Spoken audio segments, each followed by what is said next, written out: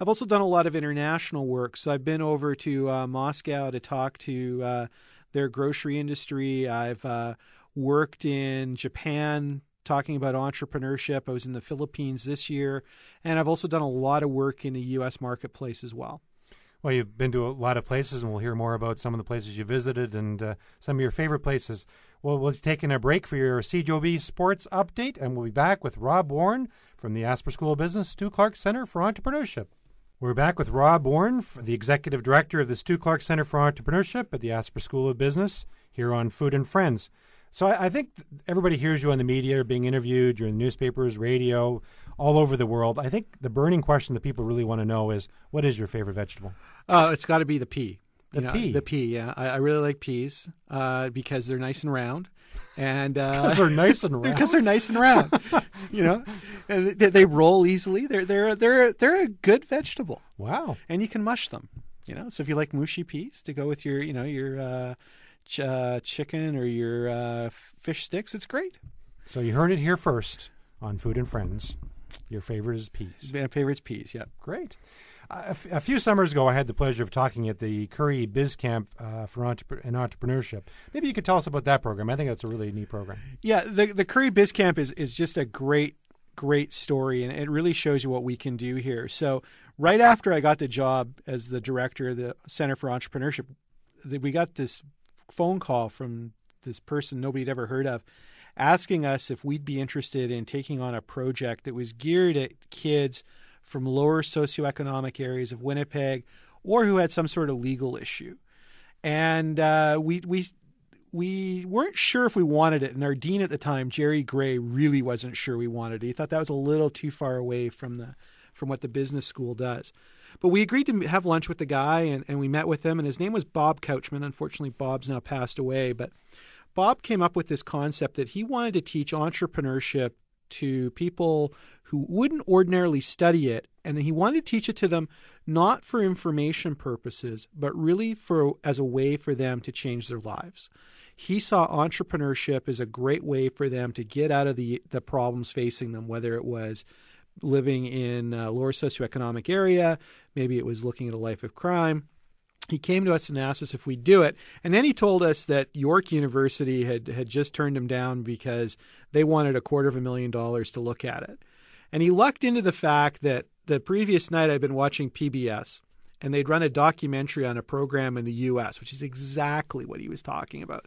And I said, yeah, I think we could do that for $50,000. And it was great in that it gave us something to do, and it gave us something that was unique. So what we did is we set up the Curry Biz Camp in Entrepreneurship in honor of Peter Curry, who is the mentor of one of the people involved. And we looked at it as a way to make a real change in this city. So the first year we went out, we recruited 23 kids. We taught them about entrepreneurship, and we had one of the students actually start a business. And the business the guy started was dead simple. It was printing tickets and printing flyers for the student council at his school. Now, the interesting thing was this was a young guy who would be best described as bullied at his school and may not have had one of the greatest home lives either. So what happened was, this kid came in. He had no self-esteem. He really needed something to boost his confidence, and he found that in entrepreneurship. And by working with his teacher and by providing the funding to set this particular piece up, we gave him that self-confidence he needed. And now he's gone on to be a very, very successful person in the IT field in this city. That was the first year. The second year, we went out and we recruited 50 students, and we got a few more businesses started.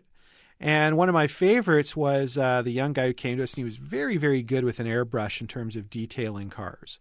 And you could put flames on your car like there was no tomorrow. So, if you've got your Honda Civic and you wanted to juice it up, this kid could really do a great job. So we worked with him. We bought him his airbrush. We did a lot of stuff with him, and had great success until we heard back from the police service that we were working with at the time that he was, shall we say, boosting the cars he was painting.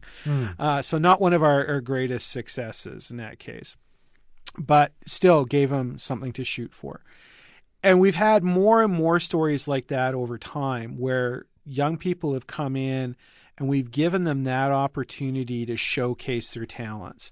And this year, the one young lady we had was a fantastic artist. And everybody told her she was overpricing her artistic works. And one of the big exercises in Biz Camp is we go down to the Forks and we set up over a lunch hour. And the students get to sell whatever they've created. And she put out one of the carvings she'd done. And she had on it a price of $250. And everybody told her it was far too expensive. She should mark it down to $75 and somebody might buy it. A tourist who was getting off the train, because one of the best thing for us is when the train's in town, because tourists love to spend money. It's a good sales technique for anybody there who's looking to start a business. Right. One of the tourists who got off the train took a look at this, fell in love with the piece, only saw the $250 price tag, paid her the $250. That to her was a huge boost in her self-esteem. What even boosted it more was one of the chiefs who was in town for the meeting that was going on at the time came up to her and saw that her artwork and especially the earrings she was doing and invited her to the big dinner that night at the convention center. She went to that dinner and sold even more of her product. Well, now we've got a business going. And we've seen that in the past 14 years we've been running the Biz Camp program or so. We've got over 25 businesses that we can point to, which given the age of the kids that we're dealing with and given the backgrounds they're coming from is absolutely phenomenal. We've got one young guy who's selling firewood up on the north side of Winnipeg. He and his partner started it. I think they were in 8 service stations up there selling their firewood. They've done an expansion. Now that we've put in a little fund, like a little microfinancing fund, that's really helped build that particular program up even more. And how are the students chosen for the program? How many did you say you had last year? Last year we had 50. So right now we do kind of 2 separate programs. We do one program where we go to high schools and junior highs in Winnipeg, and we visit, I think it's about 75 schools in Winnipeg. We also work with different groups. So one of our biggest markets, so to speak, has been working with recent immigrants to Canada. So we spend a lot of time working with groups that deal with new immigrants, bring those kids in. We've done work in the past with the Winnipeg Police Service and its Choices program, and we've done work with Manitoba Justice as well through the Youth Center. So that's one place we recruit them. The second program we work with is with the Winnipeg Aboriginal Sports Athletic Council, WASAC, and we run a special program for them. In the past 2 years, we've run it specifically for kids from remote reserves. So we worked with kids from Shamattawa in 1 year, and last year I think they were from Duck Bay, which is up around Dauphin. And these are students that probably would never have an opportunity to experience a program like this because of their circumstances more than anything else. Exactly. I describe them as non-traditional entrepreneurs. They're kids in some way that have got a real entrepreneurial streak to them, but they've had no encouragement and they really have no role models. So one of the big things with the program is bringing in people like you to talk to them because they're highly unlikely to run into you outside of that. And we've been really fortunate that some people consistently give their time coming in. Earl Barish, for example, always comes in and talks to the students.